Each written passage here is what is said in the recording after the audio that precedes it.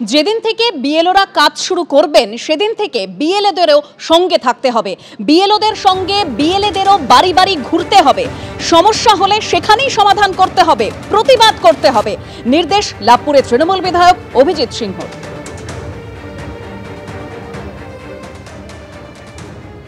খুব তাড়াতাড়ি শুরু হবে, আপনারা জানেন।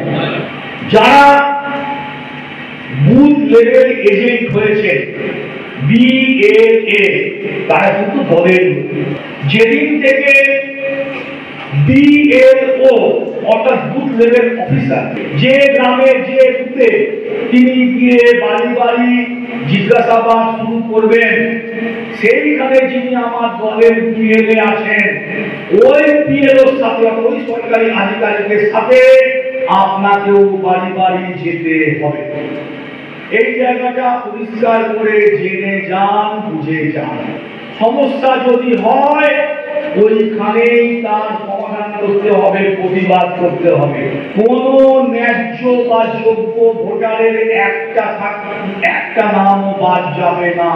বাদ গেলে তৃণমূল কংগ্রেস সেটাকে মেনে নেবে না। লাভপুরের তৃণমূল বিধায়ক অভিজিৎ সিংহর বক্তব্য আপনারা শুনলেন। আর সুকান্ত মজুমদার তিনি বলছেন যে পরিষ্কার বোঝা যাচ্ছে বিএলওদের সঙ্গে বিএলএরা গিয়ে ঝামেলা বাঁধানোর চেষ্টা করবে।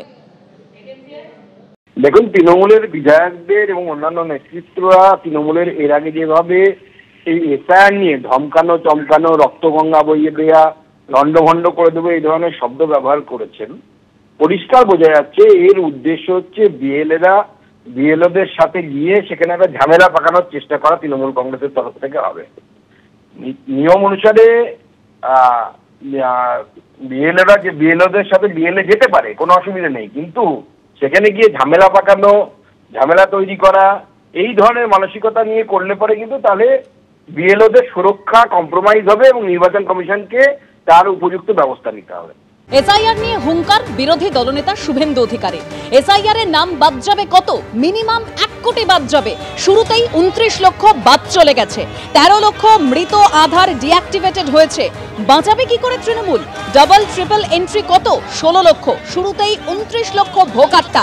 এভাবেই হুঁশিয়ারি Suvendu Adhikari. Diamond Harbour model কেসপুল line কত? 2,75,00,000। আমরা কত? 2,33,00,000। গ্যাপ কত? 42 লক্ষ। এসআইআর এ বাদ যাবে কত? 1 কোটি বাদ যাবে মিনিমাম। আর শুরুতেই 29 লাখ বাদ চলে গেছে। 13 লক্ষ মৃত আধার ডিঅ্যাক্টিভেটেড হয়েছে। বাঁচাবেন কি করে তৃণমূল? আধার ডিঅ্যাক্টিভেটেড হয়েছে 13 লাখ। আধার কমিশন ইলেকশন কমিশনকে দিয়ে দিয়েছে মৃতর তালিকা। সংখ্যা কত? 13 লক্ষ। ডবল ট্রিপল এন্ট্রি কত? 16 লক্ষ। শুরুতেই 29 লাখ ভোকারটা। এরপরে তো লিঙ্ক করতে পারেনি যারা। ভারতীয়দের কোনো সমস্যা নেই, ডকুমেন্ট দেখাবেন, নাম উঠে যাবে। ড্রাফট ভোটার লিস্টে সুযোগ পাবেন, ফাইনাল ভোটার লিস্টে নাম উঠে যাবে। আর বাংলাদেশের মুসলমান নাম উঠবে না, বাংলাদেশের হিন্দুদের নাম উঠবে। কেন উঠবে? তারা শরণার্থী, ধর্মীয় কারণে চলে এসেছে এক কাপড়।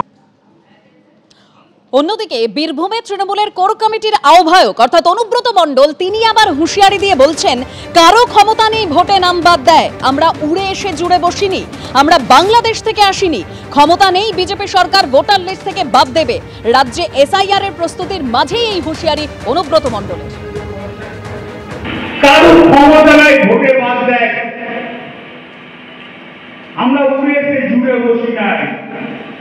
আমরা দীর্ঘদিনকার লাভপুরের মানুষ, আমরা বাংলাদেশ থেকে আসি না, আমরা কোন বিদেশ থেকে আসি না। ক্ষমতা নাই বিজেপি সরকারের ভোটার লিস্ট থেকে বাদ দিয়ে দেবে। সব মানুষকে আমি একটা কথা বলছি, খালি ভোটের দিন আর ভোটার লিস্টের কাজটা যেন দেখে, এইটাই আপনাদের কাছে আমার অনুরোধ। বাদ বাকিটা আমরা বুঝে নেব, বাদ দেবো বলে বাদ দেওয়া যায়নি। তার জন্য তো 2002-এর ভোটার লিস্ট পাঠিয়ে দিয়েছি। অর্থাৎ বোঝাই যাচ্ছে এসআইআর নিয়ে রাজনীতি চরমে পৌঁছেছে। একের পর এক নেতা, মন্ত্রী, বিধায়ক তারা পরপর হুঁশিয়ারি দিয়ে যাচ্ছেন। আর এবার আপনাদের সামনে তুলে ধরবো কেন্দ্রীয় মন্ত্রী সুকান্ত মজুমদার কি বলেছেন এই এসআইআর নিয়ে, শুনুন। দেখুন, এসআইআর নিয়ে তৃণমূল কংগ্রেস জানে যে এসআইআর যদি বিহারের মতো সঠিকভাবে ইমপ্লিমেন্টেড হয় তাহলে পরে পশ্চিমবঙ্গে তৃণমূল কংগ্রেসের ক্ষমতা থেকে সরে যাওয়া শুধুমাত্র সময়ের অপেক্ষা। কারণ মৃত ভোটার, শিফটেড ভোটার অর্থাৎ অন্য জায়গায় চলে যাওয়া ভোটার এবং বাংলাদেশি অনুপ্রবেশকারী মুসলমান, এই তিনটে ভোট যদি কাটা যায় তৃণমূল কংগ্রেসের ওই যে সমস্ত দম ফুস